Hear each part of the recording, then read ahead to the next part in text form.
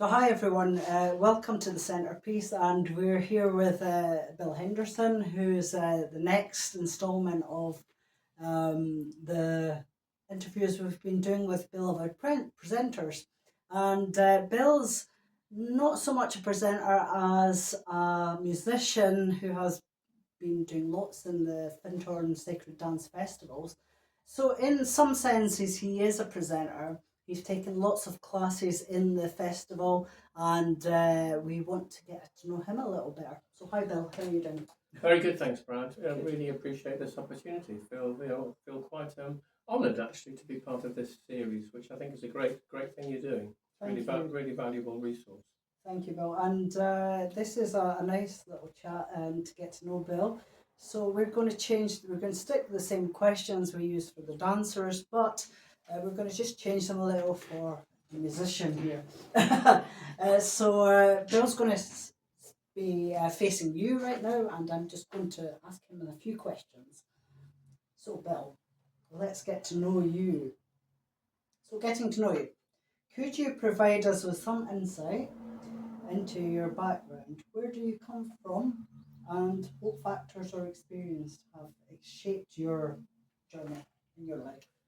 Okay, I'm half English, half Scottish, but my father moved to England when he was 15, so I was brought up in England, as you can tell by my accent.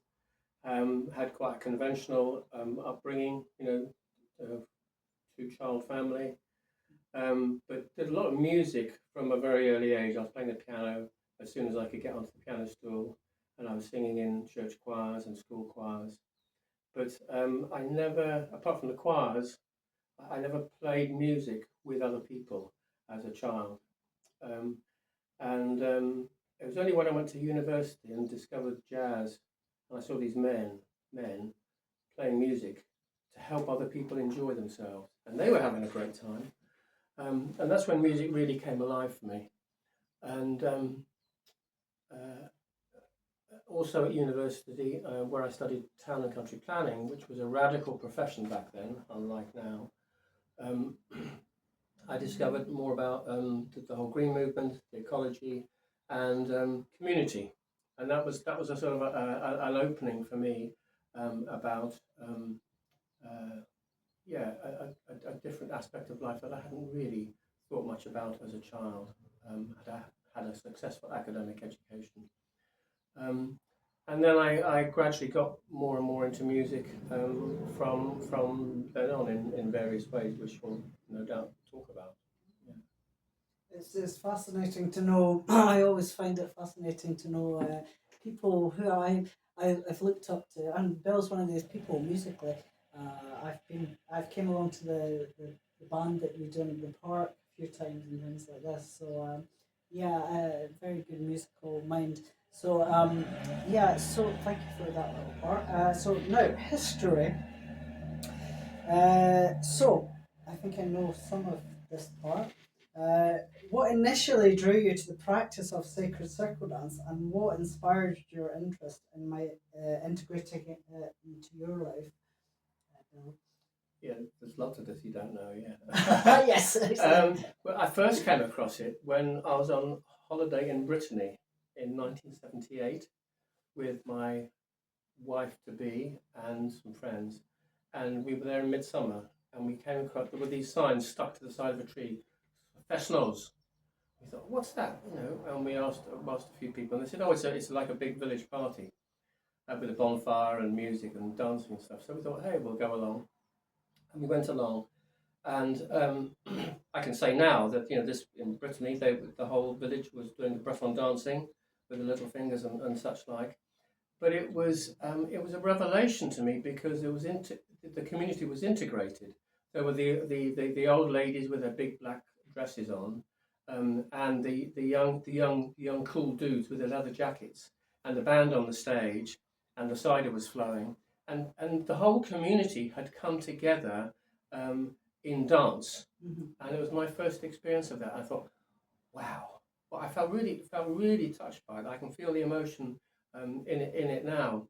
And we were just going around like Cheshire cats around this field. And one of the elderly ladies came up and said, "Vous moquez la danse Bretagne?" are you mocking the dance, but the Breton dance? I think she thought we were young people down from Paris to take fun of the rustics.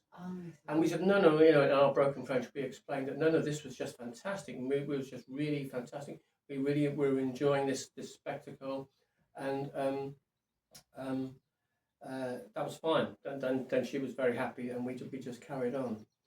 So that was my first experience. And then a few years later, when we moved to Devon, we'd lived in Leicester beforehand, we moved to Devon, and we were exploring more communal living, deschooling the children. One of the people who we met was Rosie James, and she did just a day's workshop, and I know now it was tape one from Findhorn, and of course there's a Breton dance on there, as I recall. So this was a connection, and again this was an opportunity for our community, as it was then, to experience this way of dancing together for the first time. Very egalitarian, no partners, music from all around the world, which appealed to me as a musician with different musical strings to my bow, as it were. And shortly after that experience in Devon, we moved to North Wales, and we started circle dancing there a bit. And then my wife went to a workshop with Colin Harrison in Glastonbury, and she came back with this amazing music. And I just thought, what is this music? I want this music. And I was particularly inspired by what I call the lyrical 7/8, the Balkan 7/8, which I've always just find amazing. So I can't remember if we started a circle dance group or whether a group of us started a circle dance group, but we used to meet every Saturday night. This was our Saturday night, party. We used the Steiner School Hall, and the kids came along. We were in our mid-30s. So these were young people dancing these dances, which we might mention in some way later on. And the kids used to sort of, they'd be in the corner reading a book, or doing a bit of colouring or something, or sleeping, and if they wanted to join in the dance, they would just come and join in the dance. And this was every Saturday night. And it was just fantastic. And then I got on from there. I thought, well, this is such nice music. I'm a musician. How about getting a band together? So we got some musicians together to play music live on an occasional basis, not regularly, but on an occasional basis. And that made me really excited about the difference between dancing to live music and dancing to tapes as they were there. Yeah. And it is a big difference, isn't it? So that's how I got into it. Was that? So this is your next question, Bill. When did you got into circle dance? Could you share a pivotal moment of the experience that solidified your commitment to sacred dance and circle dance as a spiritual practice? I mean, well, music for me is my spiritual practice. So for me, finding a way of including playing music for dancing that's it. So my experience of that was, as I said, the band we got together in North Wales, with a little band called the 7/8 Band, as I recall. And then Dance Camp Wales. We used to go to Dance Camp Wales several years when it was a really vibrant circle dance gathering, with all sorts of other amazing things happening around the edges. And I remember there, actually, one of the pivotal moments was that maybe the first year we were there, we were wondering, we just drove on the field and walking around wondering where to pitch our tent. And I heard this, and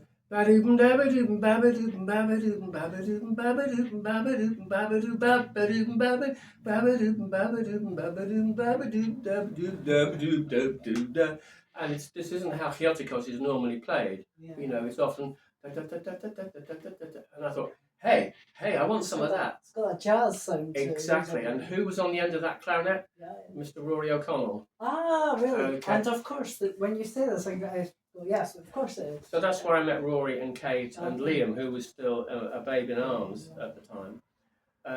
So we went to Dance Camp Wales for several years, and then we started our own dance camp Hariri, about 5 or 6 of us, and that ran for 3 years. And then I don't know. During the course of that, I got a phone call from Peter Valance to say, Kate O'Connell and I have been talking about setting up a new festival at Findhorn to celebrate sacred circle dance, and we'd like you to come and run the scratch orchestra.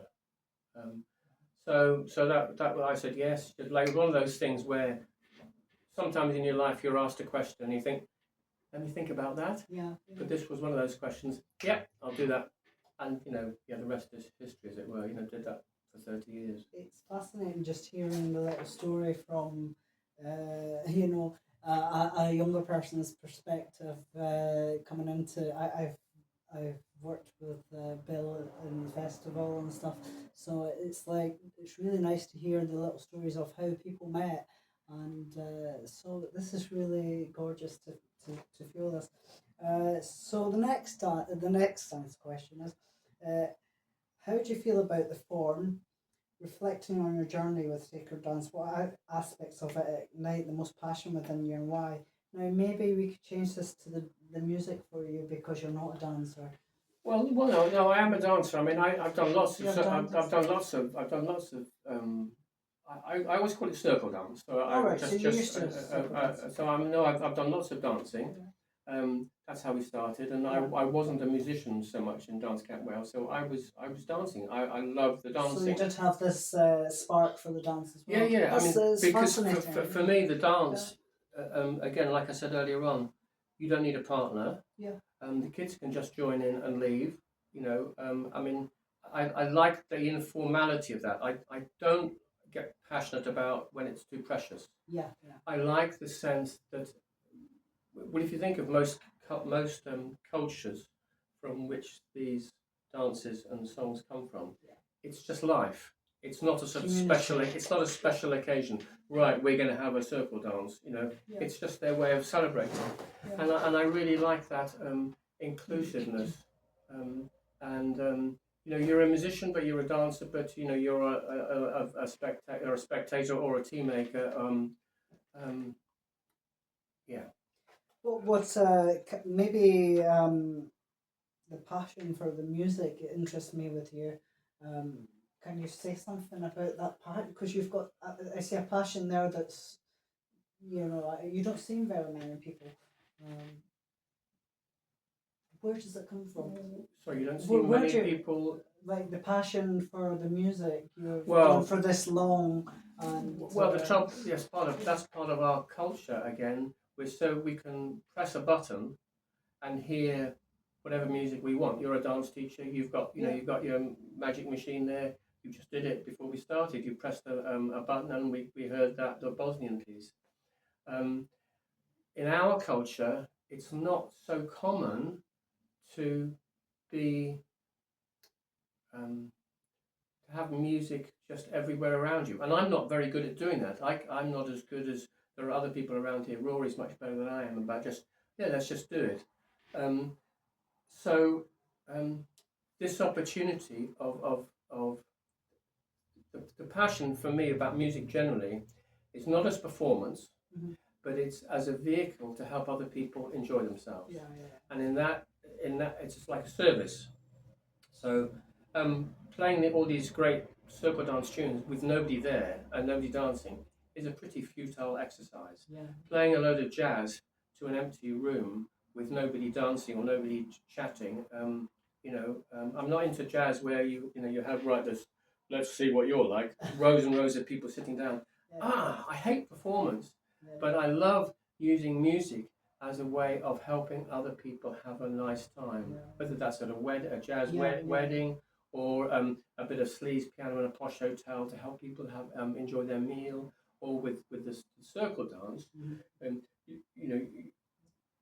it's a much better experience, as long as the music's good, for the dancers to have live musicians there. You've got this conversation going And when between. you say this, Rory, sorry, Bill, I always think of you know, at the end of the evening in the festival, when we're that experience comes in when we're all playing live music in the cafe. Just everybody's there, you know, and we're just doing like a communal thing. And so yeah, I think it's always good to find where the joy is in the situation. And the passion for me as well with the scratch bands, which we haven't talked about, but that was what I came to the Findhorn for, was to, the beginning. It's a week-long festival, and at the beginning of the week, you've no idea who's going to walk through the door to be your band. And so your job at the end of the week is to knock them into shape, so that on the last night they are the house band. That's a huge task, but it's a miracle, and so it's for my joy to see people's faces when they're on the stage, and they're playing the music, and they're watching all these people dance to their music, and they're just grinning like Cheshire cats. It's just a fantastic experience, and I feel really sort of honoured to have been able to offer that to people for 30 years. Yeah, it's something when I first came to the festival, I didn't read music and I didn't do any musical stuff. I danced, but that was it. And when I heard that Bill was doing this, I was like, wow, that's a massive undertaking in a week. How could that happen? But by the end of the week in the festival, there you were up on stage with these people who next question. Yeah, have you faced any challenges or obstacles on your path with sacred dance, and if so, how have you navigated them?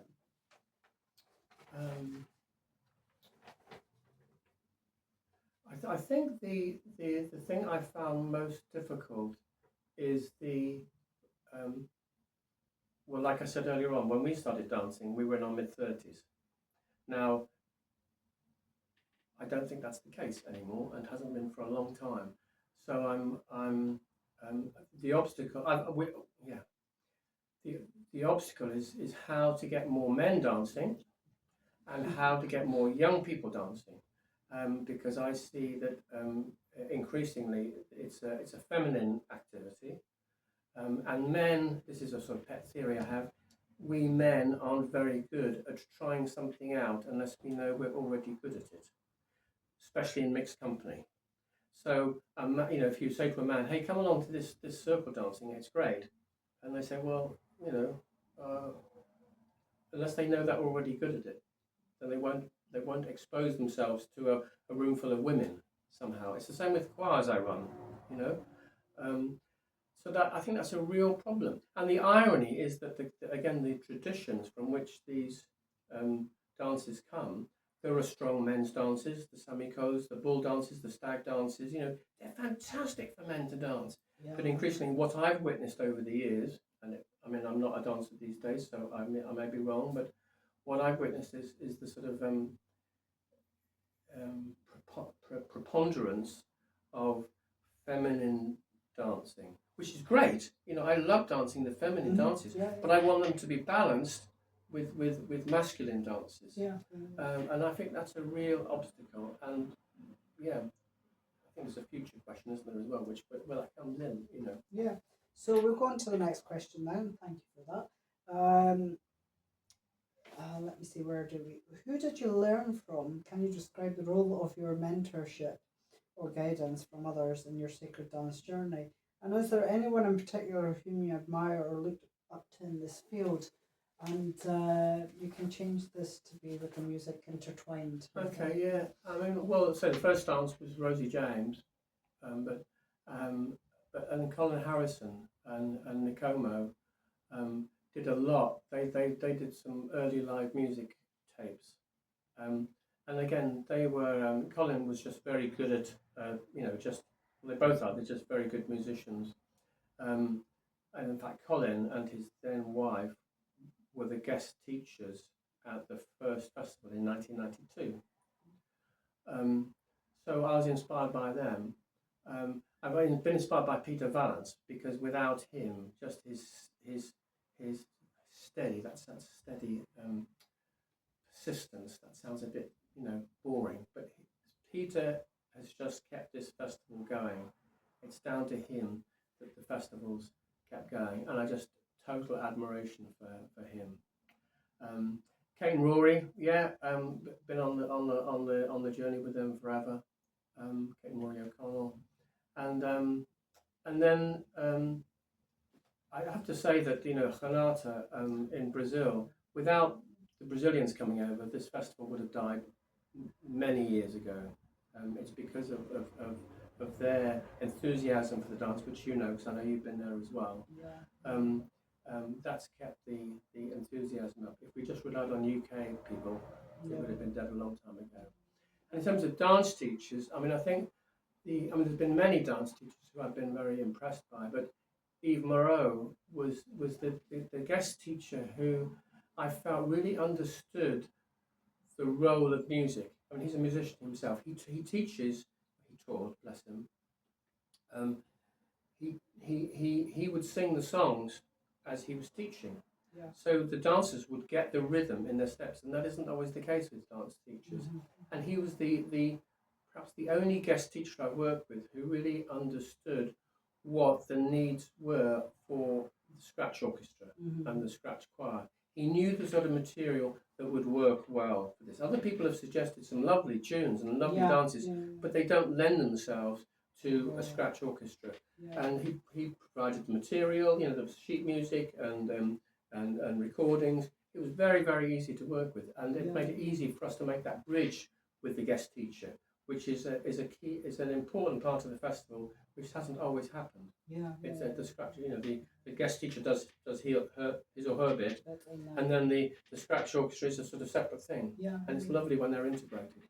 Yeah, the Yves Moreau festival, I think, is legendary now, and I was lucky to talk to him on Zoom, and I found him very affable and very humble in his approach. And I think when you get somebody like this, you can't help but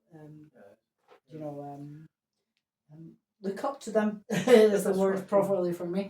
But thank you for that. That's because it's a wide range of people that have influenced you and been in your circle. So this is fantastic. And that's just a few drops in the ocean. There are many others. Yeah, exactly.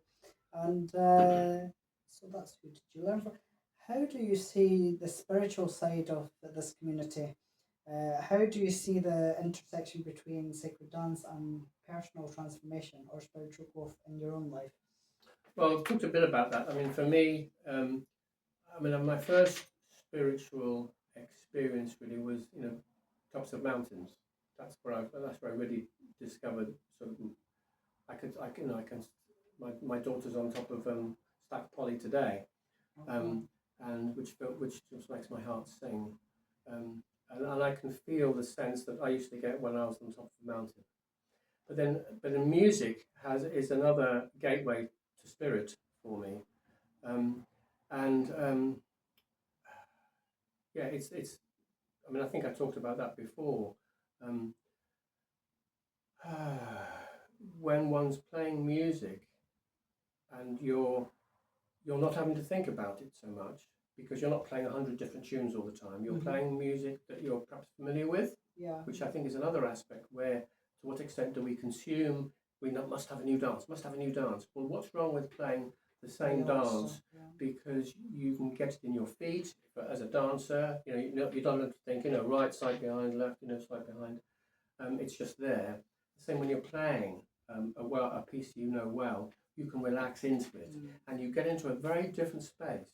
It's almost like I can feel a switch going on in my mind where I'm not thinking about it. I'm just feeling it, and that's for me a spiritual place. Yeah, I can totally get this.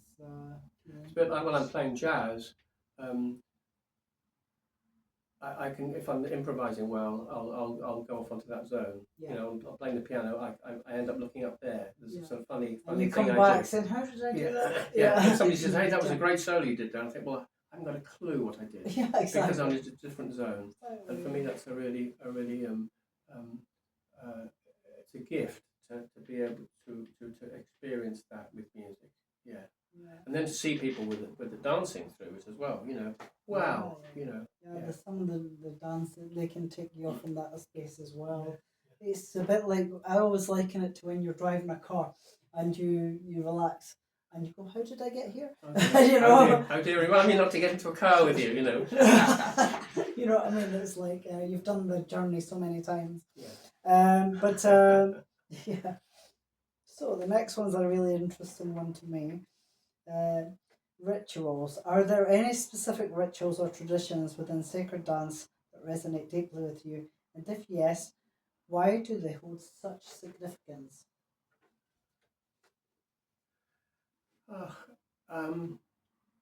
Yeah, I mean specifically, because I'm not so much of a dancer, but it's the. I mean, I alluded to it earlier on, the idea of just coming together in a circle, Mm-hmm. With some intention. I like the sort of, if that's the Intention. sacred part of it, Yeah. there's the intention of we're coming together to make a particular space. I like that, and at Findhorn it's easy because we'll have a little, we'll before a meeting in the hall, we'll have a little just a moment of silence. Just it could be a talking meeting, not a dance meeting, but just a moment of silence, and that's just like to bring us present.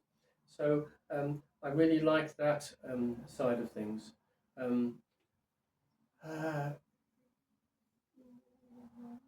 we can do that with the music, to the same extent. If we have a band rehearsal, we would sort of check in first. How are you? Mm-hmm. Whereas in an ordinary band, it's just bam, straight in. Right, what are we doing first? Yeah, exactly. And I like that. It doesn't happen all the time with all sacred dance, circle dance bands, but it's nice when it does happen because it's acknowledging you're meeting the person as well as the musician. Yeah. And I think that for me, it's like if you're doing anything in life, I want to know the person I'm doing it with rather than just, or I'd like to have that opportunity. It's always possible. Yeah. And it brings the unity of the music. If you're doing music and with the dance, it can mesh within the group, and then the dance group, and then the coming together all together, as one. So yeah, I like this idea. And I mean the beauty of being together for the week with the festival. I mean, I've been to other festivals in Argentina and Brazil. Again, you're spending a time with people, and you're getting to know them at a fairly profound level. Yeah.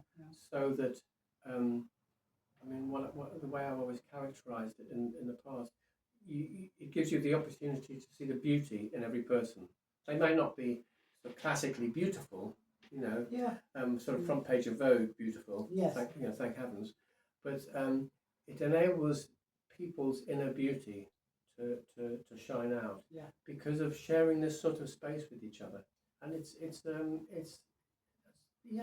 another gift we give ourselves. Yeah. It really is. I think it's wonderful, and I've seen so many people kind of, I guess, blossom in the week, whether they be getting better or more confident on stage in the music, or maybe they come to the festival and they've never danced. Maybe we have had some people, and by the end of it, they're got everything they need to take home, which is amazing. I mean, I have to say, you've reminded me of something that was an aspect of the early years of the festival here at Findhorn, where people didn't come to the festival because it was a sacred dance festival. They came to Findhorn because they wanted to come to Findhorn, and they had some time available, and they looked in the calendar and said, "Hey, which of these programs that are on offer is one I'd like to go to?" And we often used to get people who had very little dance experience or musical experience, but they wanted to experience Findhorn, and they'd chosen to experience it through the Sacred Dance Week. So they weren't, people who'd done loads and loads of dancing and that. And I really enjoyed that energy. Yeah. And it meant the dances tended to be simpler. Yeah. Sometimes the guest teachers didn't appreciate that. So there was a bit of a mismatch between dance teachers coming thinking they were teaching a load of experienced dancers, and a lot of the dancers who weren't very experienced. But I really liked that, because it opened doors for people. Yeah, this is what I was thinking. Just thinking, it's like you could go along and you could, maybe you didn't know anything, but then you've seen this teacher and you've got somebody to look up to. Maybe one day you'll dance with them in another workshop and be able to do the dances. Well, it's a bit like what you're doing in Forres, in the town. Just, you've gone into the town. It's not this place, this sort of special place to do the sacred dance. Yeah. You're coming into ordinary land, and like ordinary people. I mean, it enables people to experience this much more easily, and I think that's really exciting. Yeah, I think it is, and it's the only way we reach people. But thank you for this. This is a nice work with the ritual question. So now we have style. Have you explored different styles or cultural variations of sacred dance? And if so, how have they enriched your understanding of this art form? And maybe you can also say what's your favourite style? Well, again, I'll talk about music as well, but again, in the early days, we were very is Catholic the right word? Where Catholic choice of music, yes. with a small c, just to be clear. And we would, I mean, it was crazy. We'd be doing a choreographed piece from the High Andes, and next a 7/8 piece from Macedonia, and then a Breton dance, and then a South African, dance with music.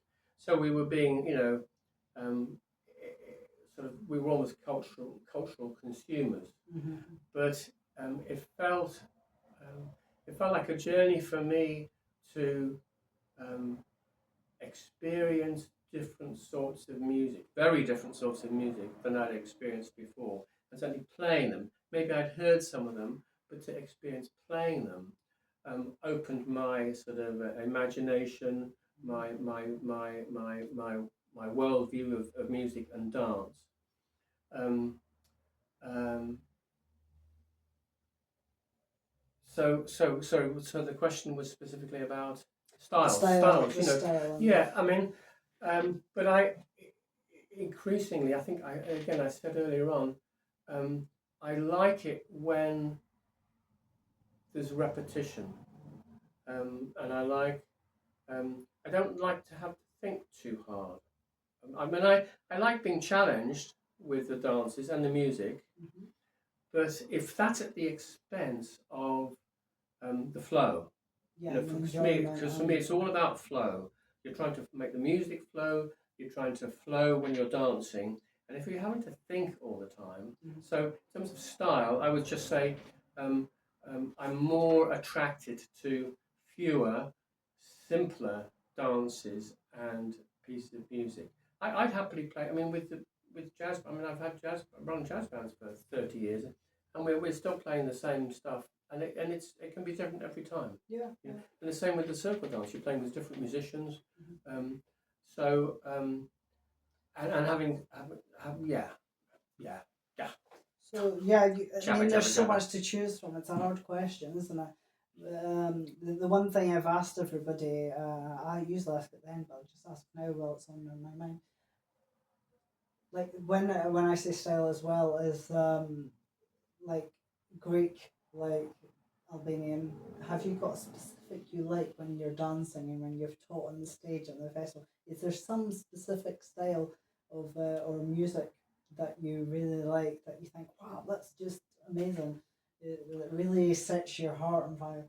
Well, I mean, like I said earlier on, the lyrical 7/8, and anything with a sort of funky rhythm, because I'm a jazz pianist. I'm a rhythmic pianist. If something isn't rhythmically right, I get very discombobulated. I can understand this. And it really annoys some people. No, it doesn't go like that. It goes like this. Well, it doesn't. I can't tell the difference, they say. Yeah. And I think, you can't tell the difference, you know. So Yeah. I like the lyrical 7/8, you know, and the 9/8, the Greek 9/8, like Aptalico, you know, Like which the is 1 2 Greek- 1 2 1 2 1 2 3, Yeah. and you know Osagolfka, you know 1 2 1 2 1 2 3 1 2 1 2, you know, and then if you get a bit too far beyond that, then I think you know the 22/8 and the 15/8. I think no, yeah, that's getting a bit too complicated because it's not in our being. Yeah. I mean, I've played enough 7/8 now that I can do it very easily. But I don't want to have to think too hard about doing 15/8. Yeah. You know, 9/8, the Aptanico, and 11/8. That's I'm very comfortable in that.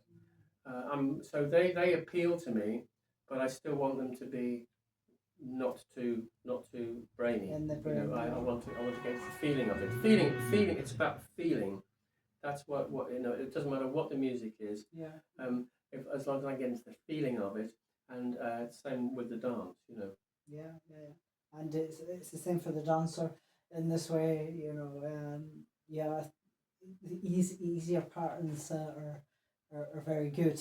The complex patterns are good as well if you know them, but it takes a little practice. Yeah. And I'm happy to do that, but it's it can be you need to be with people who are wanting to be on the same path. Exactly. If you're on that path with beginners, Yeah. then that can be just unsatisfactory for everybody. Yeah. Well, you'll learn that from the Tuesday night group, I'm sure. Well, yeah, we Because have that's experience, you know. and we have the Saturday where we have to be the professionals and keep the rhythm.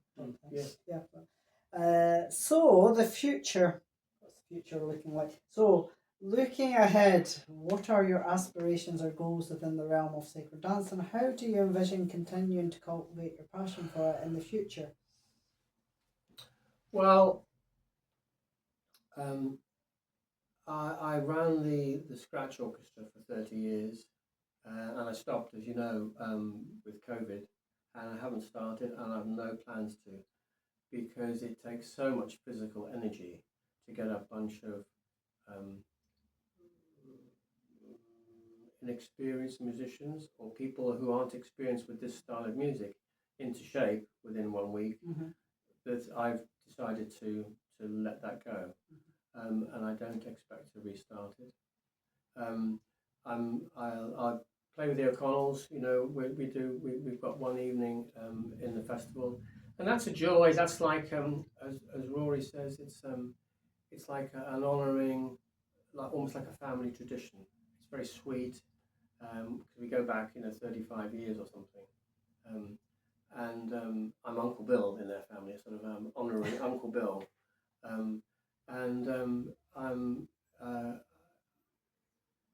That's enough for me these days. I don't feel drawn to the dance for the reasons I said earlier on. And it would be interesting if I was told that it had changed and that some of the things I talked about earlier on had changed.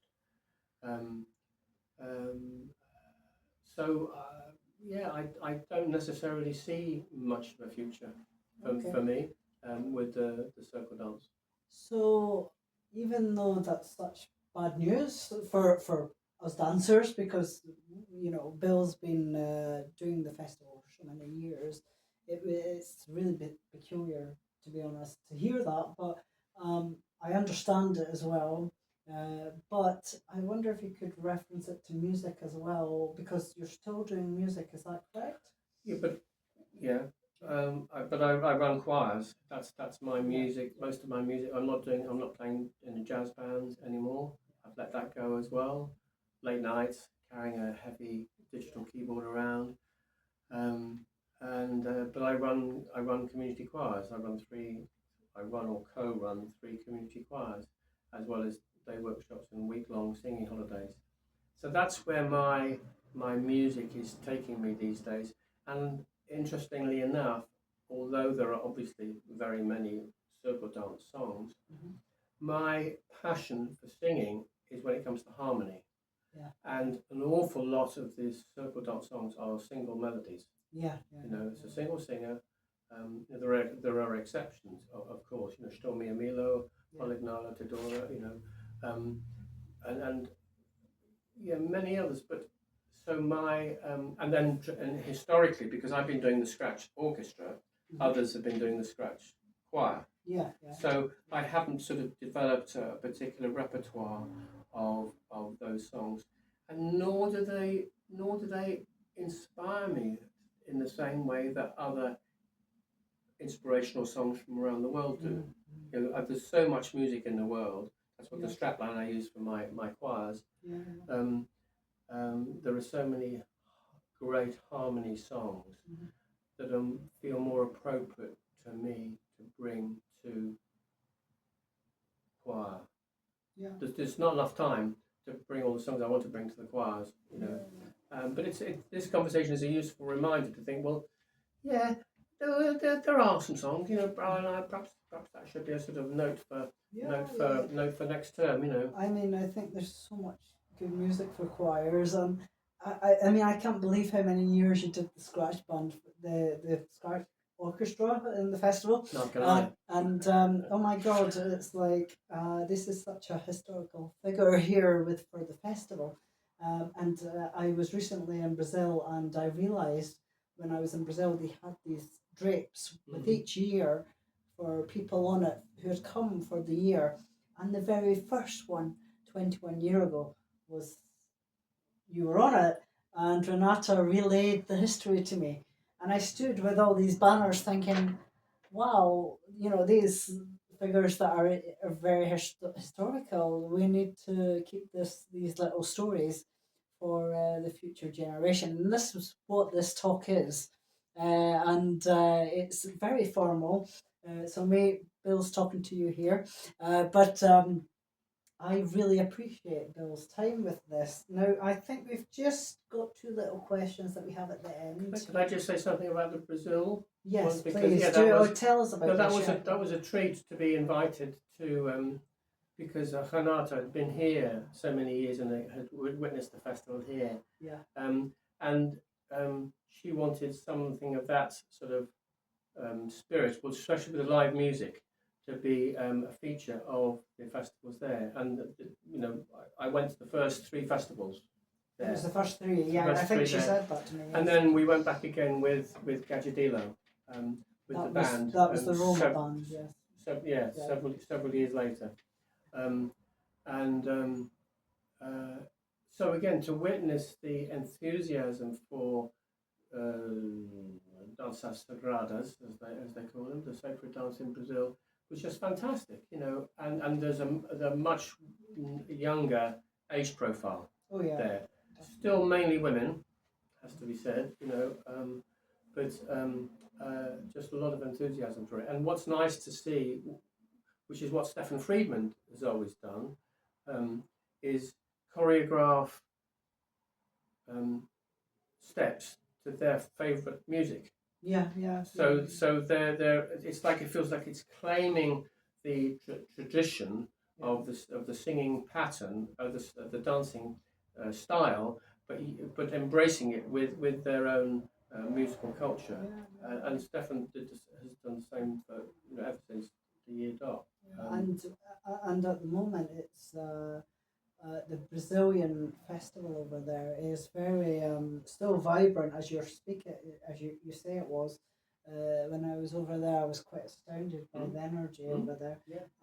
I just hope we can bring some of that over to Britain, and elsewhere. But it's only by you going over there and and the other people going over there at that time and sharing.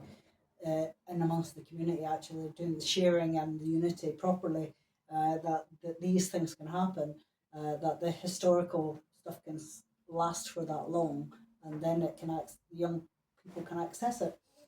So this is really what I seen in Brazil, and I stood there thinking, yeah, this is something that's bigger, and Encontro Brasileira, this is what they call it, the meeting, and so by that having that they've had live musicians recently. I see like violinists, and I think this is wonderful that you're um, what legacy and the other group, the rest of the group that was there at the time, have done so much for us younger sacred dancers. So paving the path, which is a massive thing, you know.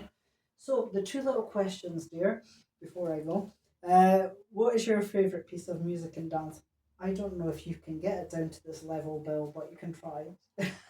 Well, like I've said, I mean, I go back to the lyrical 7/8. I mean, things like Tina More, Legnala The Tina Dana, More is um, fantastic. um, Ola Sevilla, but only with the Balkan brass band interlude. Just the basic Ola Sevilla without a fancy interlude, which we're doing at the festival this year on the O'Connell's night. Oh, good, good. Um, Macedonska Dvojka, those 7/8s, I've always really liked. And I've always had a soft spot for the Breton dancers as well, because that was my first experience with them. And it's still I think still very alive, where you just have a whole hundreds of people with their We actually did it on Tuesday night. the snakes, the snakes running through the cafe. So some people sort of sitting at the tables, but the dancers just going round and round and round. And I like the sort of again simplicity, but it's quite you're doing something with your steps and your feet, and then you're doing something with your so it can be a bit mind-boggling, but you're led by the people. If you just relax, other people who know it, they move your hands for you. So I've always had a soft spot for them. We did this on Tuesday. Breton dance. Okay. So we're still doing it on Tuesdays. No, of course. Judith Bone was teaching one on Tuesday. I used to, at the festival with the Scratch Orchestra, I always used to have one Breton dance. Yeah. Because again, the notes aren't that difficult, and there's quite there's often a call and response. Yeah. Because of the bombard, the old-fashioned shawm, you can't play that for very long, so then somebody else would answer it. So that was we always did one of those with every Scratch Orchestra at the festival. Yeah, and of course we know Anna Barton loved this as well. God bless her. So last question: what would you like to see in the future of sacred circle dance? And this is for me a big question, because this is your chance to kind of say to the global community what you would like as a forerunner to see what the future would be, and hopefully some of us can keep that. Well, I think I've said all I need to say about this, but I'm happy to say it again. I mean, it's like more live music. I mean, if it gets some musicians together where you are, and help them access the music. There are plenty of ways of finding that these days. And so dance to live music is a totally different experience if you haven't done that. Try and get more men dancing, and I don't know. I mean, Peter Valance and I tried to run a week of men's dance, pivotal moments. So I'm going to go back to a pivotal moment here, which is related to this. I'm looking forward to hearing this. Because in late 1980s, we did a long weekend with Amida Harvey, who's a Dance of Universal Peace teacher, or he was then, Colin Harrison, and somebody else. His name escapes me. But it was just men, met up for a long weekend, and it was just fantastic, because you were dancing in your strength. We did a Samiko. I remember. I mean, I think it was a Samiko. We used to call it men's guider, and it required a lot of bending down. So it was quite hard on your thighs. Yeah. And there was about 15 of us in the circle, and we did this, and we said, hey, let's do that again. So we did it again, and it's a sunwise dance. Yeah. We did it again, and we thought, hey, this is great. Can we do it again? And then we said, no, we can't do it again. My thighs won't. So we turned around and did it the other way. But it was a fantastic, and for me, the only experience I've had of strong male dances together. Yeah. And it was a fantastic balance to the feminine dancing. Yeah. And the other similar thing, actually, I'm into Georgian singing a lot, and in Georgia, there's a lot of round dances, Yeah. and it's men, often men. Where I've experienced it, it's been in the High Caucasus in Spaghetti, and these men who are not young, are dancing on top of a mountain, and again close together, supporting each other, Yeah. dancing strongly, not energetically because of their age, Yeah. but you still sense these are men dancing, and it feels such a positive example of masculinity Yeah. that I think we desperately need more We of. definitely. And if we can find ways of the other thing is getting more young people involved. Yeah. Like I said, we did it when we were 30 and we were all in hippie land and hanging out with the kids and it's just what we did on a Saturday night. We weren't drinking, we weren't going down the pub. This was a really profound Saturday night experience, and I don't know the answer, but that would be my fervent hope. Yeah. I totally agree. The men part, I just add to that part. I remember one time in the festival, and I think the band was maybe playing on stage, but it was a 3-person dance. A couple, Okay. 3 people, Okay. a triple, and we were the only 3 men in the room, and so we went together, and even in that little space, it was such a profound experience. I understand what you're saying, but these dances, the male dances, are great as well. What we've done sometimes in the hall is when we played Osakovka.